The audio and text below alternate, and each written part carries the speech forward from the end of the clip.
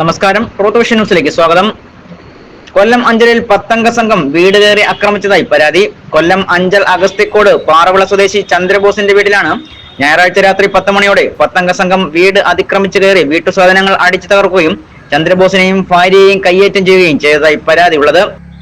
ഇപ്പം കൂടെ ഒരു 10 മണിക്ക് ശേഷം വീട്ടിനകത്ത് ഇരിക്കുകയായിരുന്നു, കാര്യം പറഞ്ഞുകൊണ്ടിരിക്കുകയായിരുന്നു. ഫ്രണ്ടിലെ കതവ് കുറ്റിയിട്ടിരുന്നില്ല, ചാരിയിരുന്നു. അങ്ങനെ ഞാൻ നോക്കിയപ്പോൾ ഇവിടെ ഒരു ബഹളം. അപ്പം ഞാൻ വിചാരിച്ച് കരാളുകാർ വരുവാണെന്ന്. അപ്പോൾ അവരിവിടെ ബഹളം വെച്ചിട്ട് നേരെ അടുത്ത വീട്ടിൽ ചെന്ന് എൻ്റെ മോൻ്റെ പേര് ചോദിച്ചിട്ട് ജോജിയുടെ വീട് ഏതാണെന്ന് അവരടുത്ത് ചോദിച്ചു. അവർ വീട് പറഞ്ഞു കൊടുത്തു.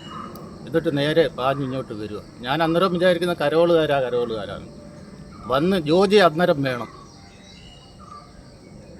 എന്താ അവൻ പറയുക, ഞാൻ വല്ലൂര് ഷിബുവിൻ്റെ മോനാണ്, നോക്കിക്കോ, ജോജിയെ കിട്ടിയില്ല എന്നുണ്ടെങ്കിൽ അവൻ വെള്ള പുതപ്പിച്ച് വീടിൻ്റെ ഫ്രണ്ടിൽ കൊണ്ട് ഇട്ട് തരുമെന്ന്. 2 വാഹനത്തിലാണ് വന്നത്. ഏതാണ്ട് 10 പേര് പുറത്തുണ്ടായിരുന്നു. എല്ലാവരും നല്ലപോലെ മദ്യവെച്ചിട്ടുണ്ട്.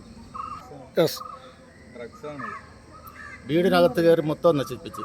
ഞാൻ എൻ്റെ വീടിൻ്റെ പെയിൻറ്റ് പണി നടന്നുകൊണ്ടിരിക്കുകയായിരുന്നു. ഞാൻ പെയിൻറ്റൊക്കെ മേടിച്ച് വെച്ചിരുന്ന എല്ലാം അവരടുത്ത് തറയിൽ തട്ടി. പിന്നെ കസേരകൾ, ടീപ്പോ എല്ലാം അടിച്ച് ഉടച്ച്.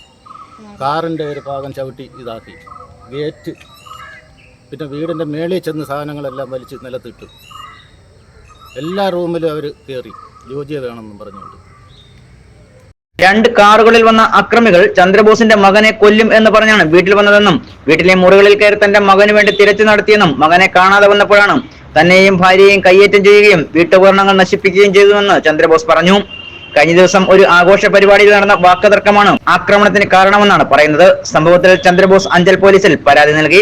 അക്രമത്തിൽ പരിക്കേറ്റ ചന്ദ്രബോസിന്റെ ഭാര്യ പ്രിയ അഞ്ചലിലെ സ്വകാര്യ ആശുപത്രിയിൽ ചികിത്സയിലാണ്. Truth vision news, Anchal.